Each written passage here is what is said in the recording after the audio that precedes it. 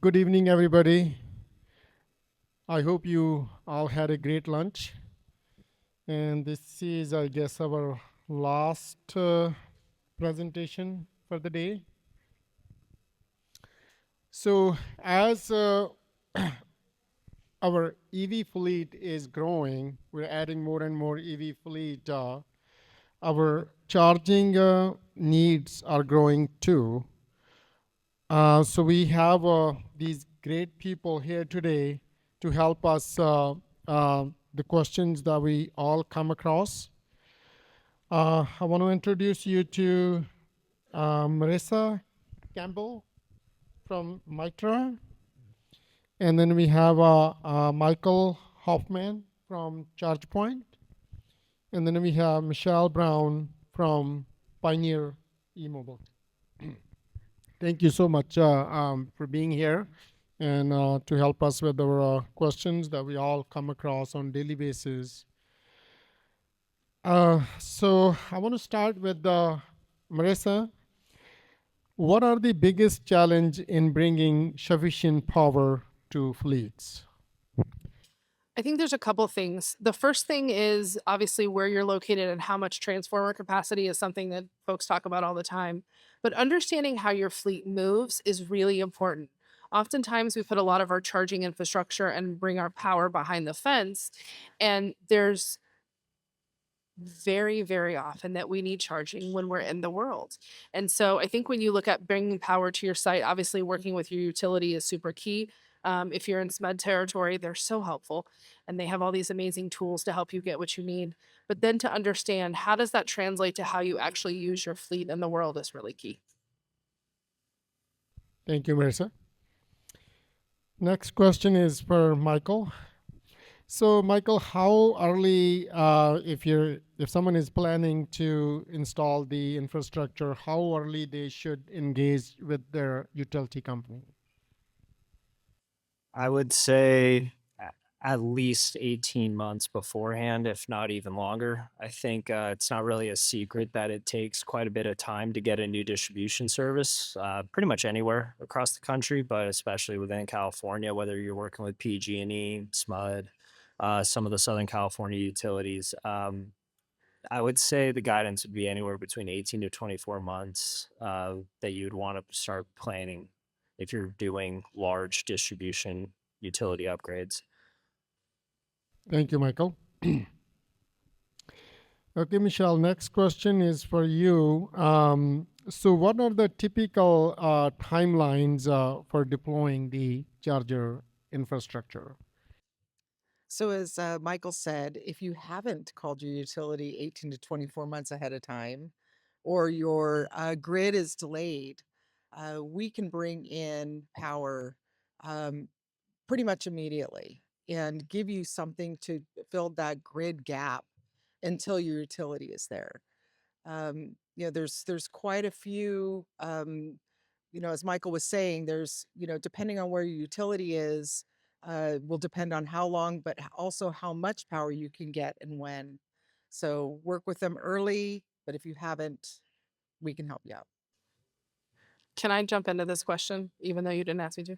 So, one of the things I think that's really hard about what we do when it comes to capacity and charging infrastructure, and when do you engage somebody and how long does it take, is the complexity. So, you could take a customer and say, with Mitra, we get infrastructure up in 6 to 9 months. It's a very fast deployment. We're doing, 2 dual port DCFCs, truly fast chargers. It's a fast deployment, right? If you look at a much larger scale deployment, it could take 36 months or 5 years. Or you have amazing solutions in the market, like she said, where you could have power the next day. And so it's very hard to manage the ecosystem and talk about like how much capacity do you need and what do you need and how long is it going to take. So my best advice is phone a friend. And whether it's like Tim at Clean Cities or any one of the vendors, we all kind of know what each other does and can help navigate that for you guys. So if you're sitting there thinking, I don't know how long it's going to take, I don't know how much power I need, find any human and start asking questions and they'll help you to what solution works best for you. Thank you, Marissa. Michael, next question for you is how can infrastructure be designed to scale as fleets grow? Yeah, so kind of going off of one of the things that Marissa touched on earlier about building a plan, knowing your actual routes and therefore the needs of your EV fleet is imperative for a question like that because a lot of vehicles, a lot of cars keep coming out. You have to start making your transition plans if you are going electric, right? Like, do we want to do short term, short haul? Maybe they're only driving a certain amount per day. Maybe they can get by with a certain charging solution, and that's how you dip your toes in the water. And then once you're starting to think about your, you know, garbage trucks, school buses, various other types of vehicles, maybe those require higher levels of charging infrastructure because the output for the charging station has to be higher because you need those cars on the road continuously. So, having an idea of what vehicles are actually on hand when you kind of are hoping to transition those vehicles, whether it's a phased approach, whether it's a when a car goes down approach, having an idea as to the kind of routes that you need and therefore what type of infrastructure do you need to support that? Because I think one of the easiest things to do is just assume I just need the fastest possible stuff as quickly as possible. And that might be true in some cases, but in other cases, cars might be parked overnight. You might be able to save yourself a lot of money by doing level 2 charging stations, for example, because it's a easier infrastructure upgrade. It's easier to install.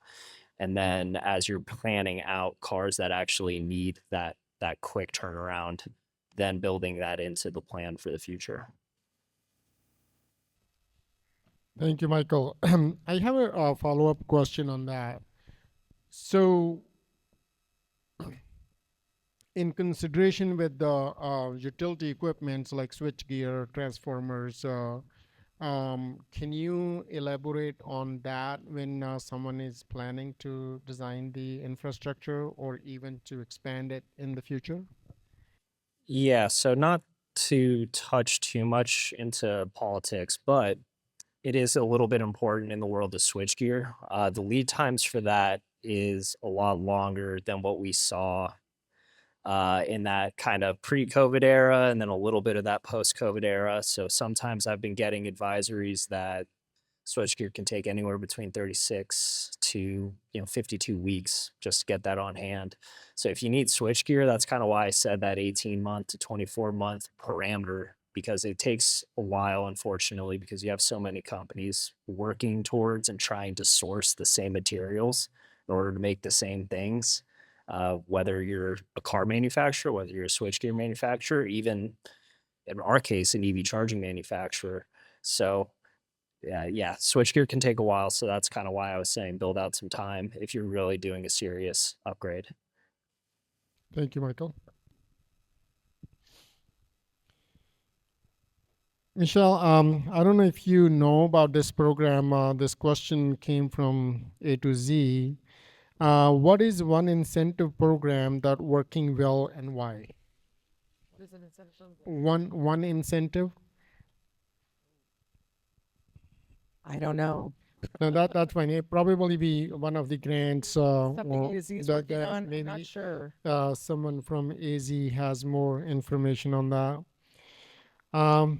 Let's go to next one. How does the service after installation plays a factor? So the maintenance service or a routine service, how important that is after the infrastructure is installed. Yeah, for service. Um, I think that it's really important for you to plan as you're budgeting your maintenance service, your, software, all those things, the monitoring, the controls that you're going to need for the project. We see even in our case where we're mobile charging, but our chargers are installed on the trailer where they have it budgeted for kind of the 5 year maintenance program or the 5 year charge control. You want to be able to, make a phone call to your charger manufacturer, or in our case, we're the one stop shop, and get exactly what you need. So coming afterwards and then, going back to procurement and saying, oh, I need more money. But it's real important to keep up on that. Thank you, Michelle. I have a follow-up question on that. So there's one software maintenance and there's also a hardware maintenance. So can you elaborate on hardware maintenance a little bit? Yeah, for us, our we have maintenance that's required for our mobile generators as well as for the chargers. The charger usually comes, and our generators come with a warranty. So you've got, 1 or 2 years, depending on who the manufacturer is. But then you also need to make sure if you need the data, either for the grants that you've gotten or some sort of, program that you've gotten the funding from where you have to do reporting, you're going to need to report, the kilowatt hours that you're using, your uptime usage, in our case, generator runtime hours, all of that, either to CARB or whoever the agency is. So you're going to want both the software maintenance program as well as the maintenance for the hardware. Thank you, Michelle. Next question I'm going to ask you again. So what are the options available for long utility delays? Which I think you can answer better. Yeah, absolutely. So for instance, we have, right in the heart of LA, there's just no power, yet they are moving the fastest in electrifying. Los Angeles Unified School District has 180 Bluebird buses, no power whatsoever. So what we did is we brought in 25 of our propane powered generators with level twos on board, and they're able to charge all 180 of those buses completely off the grid until their power comes. Same with LADOT. We brought in trailers. They have the BYD ride buses for Dash, and it could be temporary power or long-term power. Um, but we're also finding in the bus yards that there's just no room for construction whatsoever. They've got their CNG buses that they've got to then roll out because they're bringing in their electric buses. So now it's overcrowded. So there's really, there's no room to do any construction whatsoever. So we provide grid gap charging, whether temporary or longer term. Thank you. And you do have the option to lease or buy. Yeah, so you can both purchase or lease, and we're working on a couple different programs to see what type of incentives we can start providing as well, in addition to what's already there. Thank you, Michelle. Marissa, I'm going to come back to you. So as we are growing into the EV fleet, more and more districts, they're trying to use it to maximize their savings. Is there any work in progress between the manufacturers or hardware vendors where they can share their networking? Um, there's like some standards that people can use, or the hardware vendors can come with to make it easy for the end users. Yeah, so there's kind of two questions embedded in there. The first thing is that there's a lot of talk about what savings looks like with EVs. And like for me, for instance, we talk all the time, it's 30 to 50%, depending upon what your current fuel bill is. And for the past year and a half, we've just had these random numbers. And now we actually have fleet data from a local fleet in Sacramento where they save 76% on their fuel bill every month, which was like $2,200, which for a small to mid-sized business is a lot of money. And that was moving from a F-350 into Bob, the GM Bright Drop. And so when we talk about like savings, that's really, really important to look at your fleets and say, what is our actual cost and what is our savings? And if you have this data, share it with the group. If you can have a true case study on what you've done in your area with whatever type of vehicle you're using, share that data. It helps everybody. The second question is around network. So we actually, today is the first day of our launch, which we're super excited. We actually have fleet only charging available in Rancho Cordova. We've got 2 locations where you could take any of your fleet vehicles and stop and get a fast charge. So if you put everything behind the fence, or if you find yourself in another district or you need help with charging. You can set an appointment times, and it's really cool. We have 11 other locations coming online in Sacramento in the next couple of months, which is amazing. But having dedicated fleet charging outside of your network is really key to be able to have successful programs, whether a school and you're taking kids to another district for an event and you need to charge those buses, or whether you're a municipality fleet and you're running police cars or a small business and moving. So having that network availability makes it better, faster, stronger for everybody. Thank you, Marissa.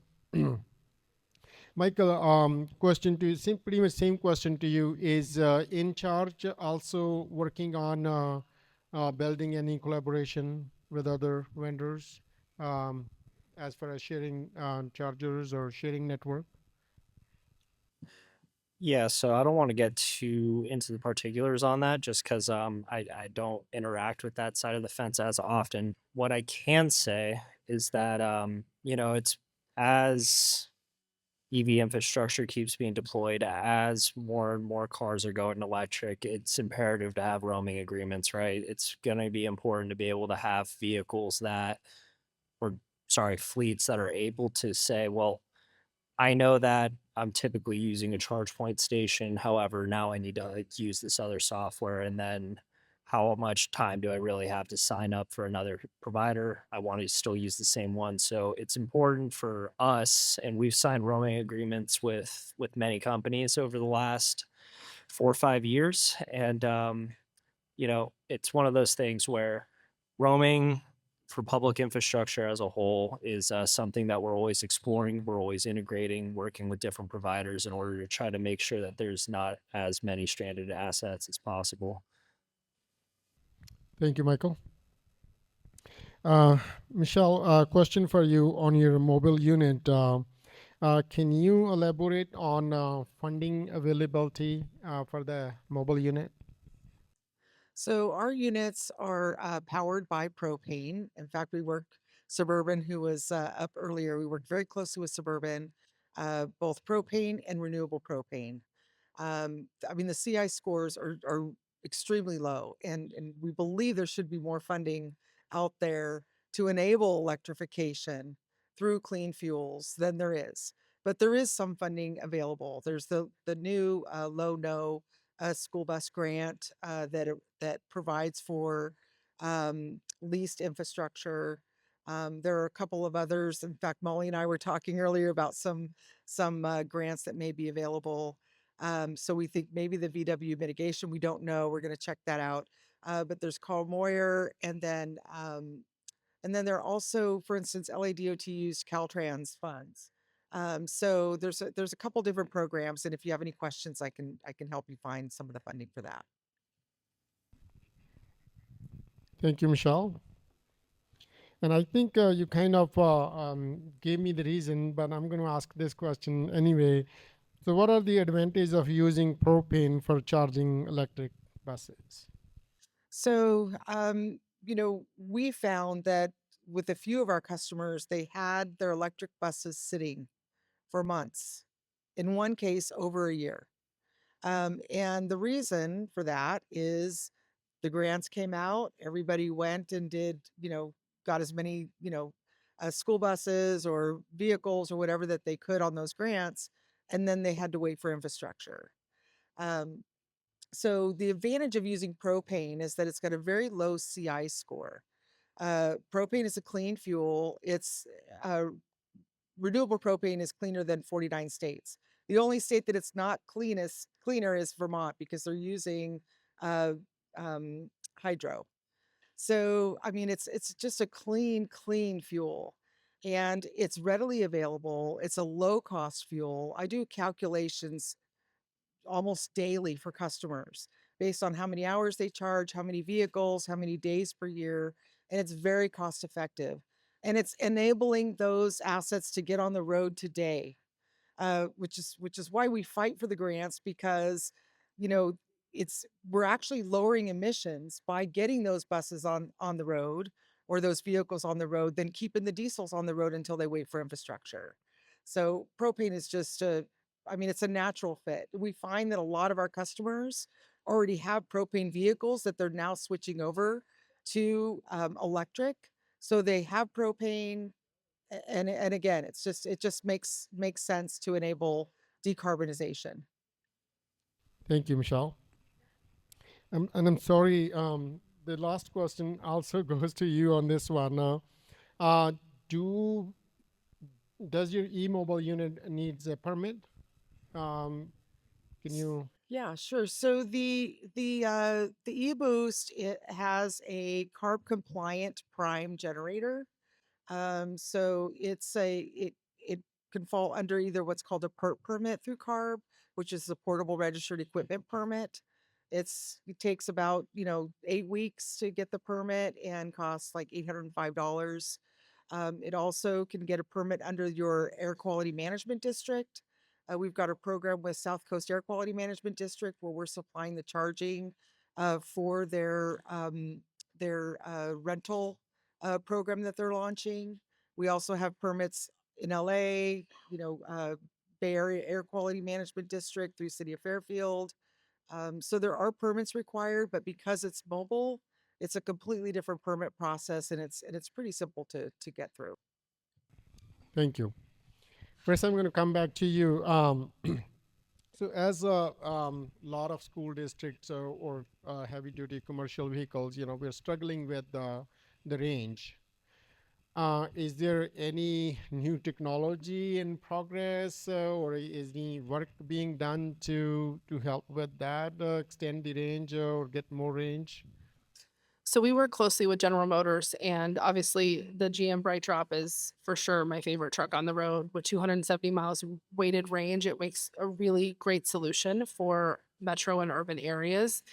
I know there's been a lot of talk, and if you've watched Chevrolet at all, in the past few weeks, they've come out with their commitment to EVs and working on battery range and how that's going to look for the future.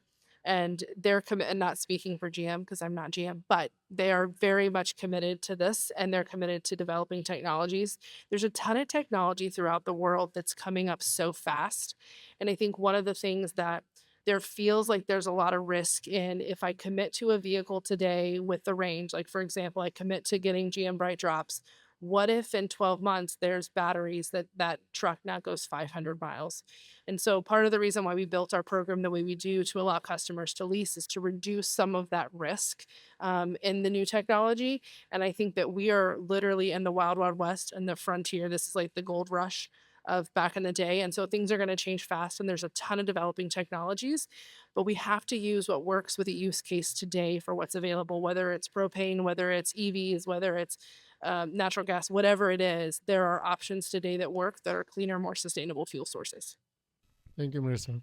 Michael, question for you is, so I know there's quite a few different types of chargers out there, like level 2, DCFC fast chargers, V2G. Can you update us difference between or what is more um, efficient for the heavy duty vehicles? Sure. So, yeah, as I was kind of touching on earlier, and Marissa was talking about earlier about kind of what your actual schedule and the behavior of your fleet is really going to dictate my answer on that. So, just from a high level perspective, the difference between level two and level three, level two is more commonly kind of seen in residential, workplace, even certain types of retail centers where they want you to stay longer because you have a longer dwell time, right? You're not as sensitive to is this car going to be charged right now versus an hour from now versus anywhere between 0 to 6 or 7 hours, right? Because you're agnostic to the fact that you plugged it in at 11 p.m. and you're going to come back to work the next day at 7 a.m. or whatever that time is, and it's fine. So level two charging is very common and appropriate in a lot of use cases. And one of the things that is important to also realize as well with level two is depending on how much your actual route is that day. Let's say you have a 300-mile battery range, but you're only going about 50 miles a day. You're just consistently topping off, right? You're going back to your home or the actual depot. You're charging overnight. You're not necessarily as sensitive to those timings. Level three charging, that's more so what you would imagine closer to a gas station where it's 480 volt. So much more sophisticated power structures, much more expensive power structures. But that is a quicker fuel that's to get you back on the road as quick as possible. And ultimately, for your actual fleets themselves, it's important to have an understanding of, all right, well, some of these stations, they can charge these vehicles overnight or they can consistently top vehicles off. Maybe we have a stopgap of level 3 stations. So that way you know that you could always keep vehicles on the road in mission critical situations. And also just briefly too, as you consider the actual vehicles themselves, make sure you actually look into what the car can actually take. So this isn't as much of a concern now, but let's say you're mostly deploying plug-in hybrid vehicles, or maybe they're uh, older electric cars. Not every single one can take a DC fast charger. So I've seen situations where people want to put in these large utility drops, large level 3 stations, and then suddenly they can't actually use it because the battery itself can't take it. So it's great for the future, but at the same time, you kind of have a stopgap for the now. And obviously, just from a cost perspective too, if there's a way to have a blend of level 2 and level 3, that's an optimal way of saving costs on the infrastructure upfront over time, while not necessarily impacting your fleet behaviors. Thank you, Michael. I'm now going to come back to the audience. If anyone has questions on the infrastructure for heavy duty vehicles. Yes, Tim.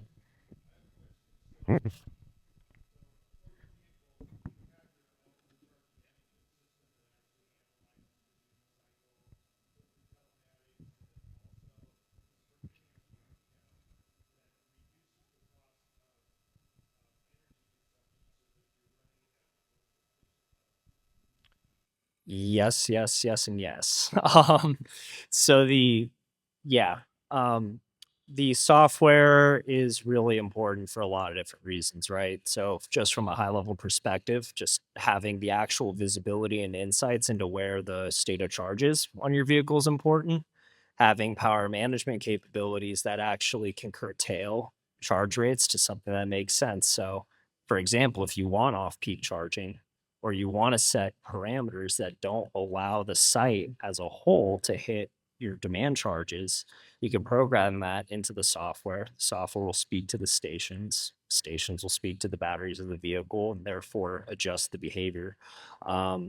On road mapping and all those sites of things, we do have integrations with some of the more common fleet telematic providers as well, to try to make sure that you actually have the similar, if not the exact same insights that you're already used to seeing. Um, Not to get too deep into stuff that I'm technically not supposed to talk about, so I'll kick it over to the rest of the team here. I think part of the thing for us is for sites that make sense, we put batteries on site. So if you guys are ever in Rancho Cordova and you go to Aztec Solar, you'll see there's a big battery system. So we're able to pull during off-peak times and then discharge. That way take some pressure off the grid, and also a much lower cost of electricity. In SMUD territory, it doesn't make as much of a difference, but with other utilities, that's a big change in the cost of electricity.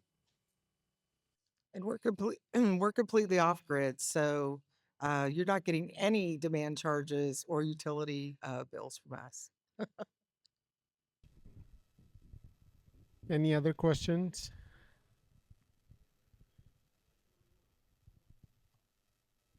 Yeah, I think this is the end of it. Thank you so much for all three of you for being here and helping us out with the questions. Thanks for having us. Thank you. Thanks, everybody.